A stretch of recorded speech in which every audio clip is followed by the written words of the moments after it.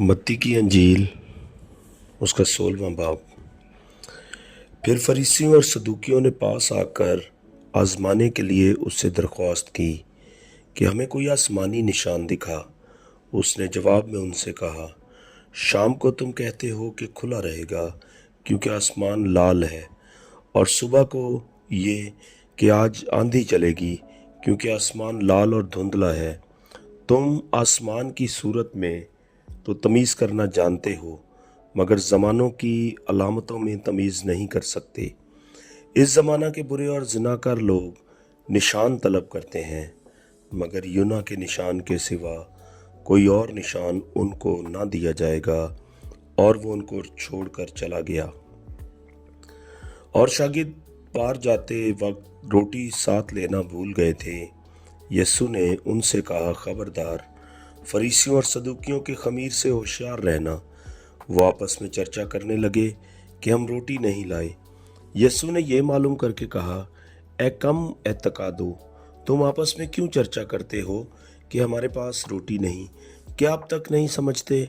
और उन 5,000 आदमियों की 5 रोटियां तुमको याद नहीं, और ना ये कि कितनी टोकरियां उठाईं, और ना उन 4,000 आदमियों की 7 रोटियां, और ना ये कि कितने टोकरे उठाए? क्या वजह है कि तुम ये नहीं समझते कि मैंने तुमसे रोटी की बाबत नहीं कहा? फरीसियों और सदूकियों के खमीर से खबरदार रहो। तब उनकी समझ में आया कि उसने रोटी के खमीर से नहीं, बल्कि फरीसियों और सदूकियों की तालीम से खबरदार रहने को कहा था। जब यीशु कैसरिया फिलिप्पी के इलाका में आया तो उसने अपने शागिर्दों से ये पूछा कि लोग इब्ने आदम को क्या कहते हैं? उन्होंने कहा, बाज यूहन्ना बपतिस्मा देने वाला कहते हैं, बाज एलिया, बाज यर्मिया या नबियों में से कोई। उसने उनसे कहा, मगर तुम मुझे क्या कहते हो? शमौन पतरस ने जवाब में कहा, तो जिंदा खुदा का बेटा मसीह है। यीशु ने जवाब में उससे कहा, मुबारक है तू शमौन बर यूना, क्योंकि ये बात गोश्त और खून ने नहीं, बल्कि मेरे बाप ने जो आसमान पर है तुझ पर जाहिर की है। और मैं भी तुझसे कहता हूँ कि तू पतरस है, और मैं इस पत्थर पर अपनी कलीसिया बनाऊंगा, और आलम अरवा के दरवाजे उस पर गालिब ना आएंगे। मैं आसमान की बादशाही की कुंजियां तुझे दूंगा, और जो कुछ तू ज़मीन पर बांधेगा वो आसमान पर बंधेगा, और जो कुछ तू ज़मीन पर खोलेगा वो आसमान पर खुलेगा। उस वक्त उसने शागिर्दों को हुक्म दिया कि किसी को ना बताना कि मैं मसीह हूँ।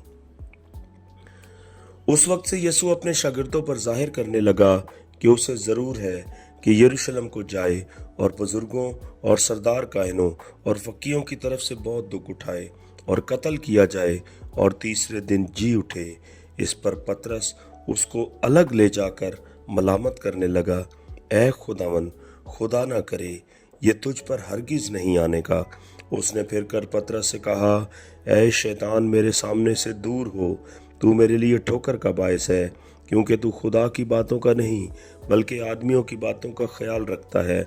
उस वक्त यीशु ने अपने शागिर्दों से कहा कि अगर कोई मेरे पीछे आना चाहे तो अपनी खुदी का इनकार करे और अपनी सलीब उठाए और मेरे पीछे हो ले। क्योंकि जो कोई अपनी जान बचाना चाहे उसे खोएगा, और जो कोई मेरी खातिर अपनी जान खोएगा उसे पाएगा। अगर आदमी सारी दुनिया हासिल करे और अपनी जान का नुकसान उठाए तो उसे क्या फ़ायदा होगा? यह आदमी अपनी जान के बदले क्या देगा? क्योंकि इब्ने आदम अपने बाप के जलाल में अपने फरिश्तों के साथ आएगा। उस वक्त हर एक को उसके कामों के मुताबिक बदला देगा।